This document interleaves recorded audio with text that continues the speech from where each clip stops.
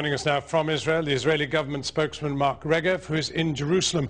Mark Regev, does Israel accept that it's been using phosphorus bombs, flashettes and fragmentation bombs?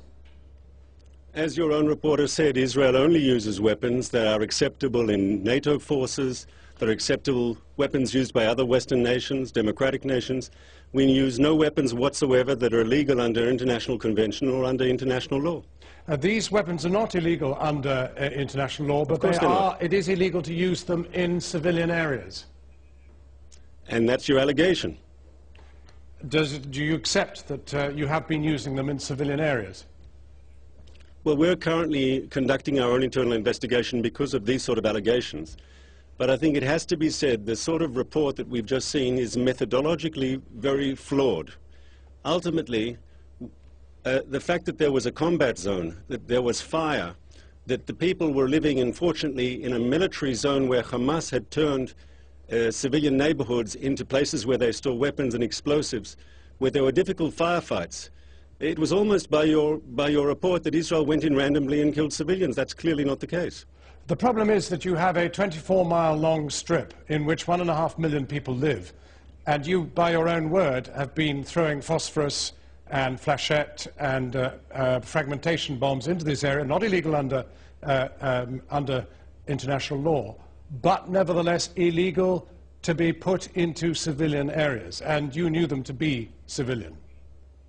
First of all, we're investigating because we take such allegations extremely seriously. But let's be clear here.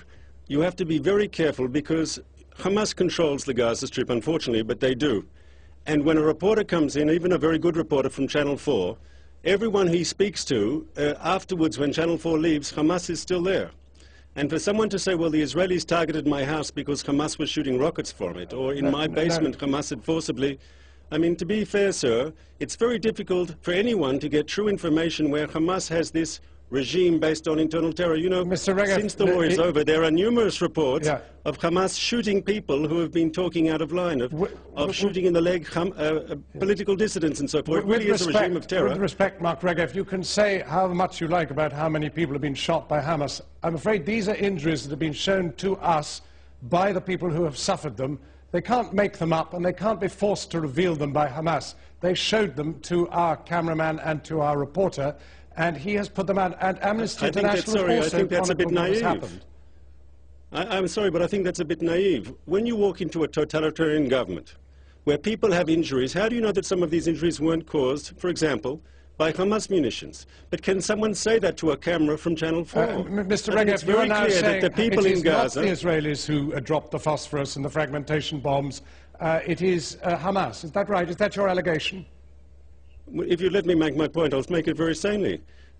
First of all, I said we're investigating our use of munitions, but you do know that Hamas also uses phosphorus weapons, and they shot them at Israel. That's a documented fact. And I think you should be very careful when you ever, in any journalistic situation, when you interview people who live in an authoritarian regime, you know there are limitations on what they can say. Mr. Regev, with the greatest respect... Can someone, I'd ask you, sir, can someone living in Gaza say something critical of Channel 4 and not pay to say something critical, sorry, to Channel 4 about Hamas, Mr. Regev, and be there tomorrow to answer another question? Was Hamas democratically elected just a couple of years ago? Correct, and then they took over a military coup and they ruled Gaza by terror. Ask Amnesty International. Mr. Regev, I need to clarify this tonight because clearly the evidence you're giving us must be given to the war crimes investigations that are being carried out in Gaza. You are saying that our evidence of flashettes, of phosphorus bombs, of fragmentation bombs, of shells that hit balconies and then spewed shrapnel around the walls, these things were done not by Israel, but by Hamas, correct? I did not say that whatsoever, sir. You're putting words in my mouth. All I said was any objective journalistic or otherwise investigation is extremely difficult to do in a situation where people are not free to give evidence of what they saw. Mr. Regev, I can assure you that Mr. Miller has been in very many conflicts, Congo and many others, and is extremely experienced and has moved perfectly freely around that territory.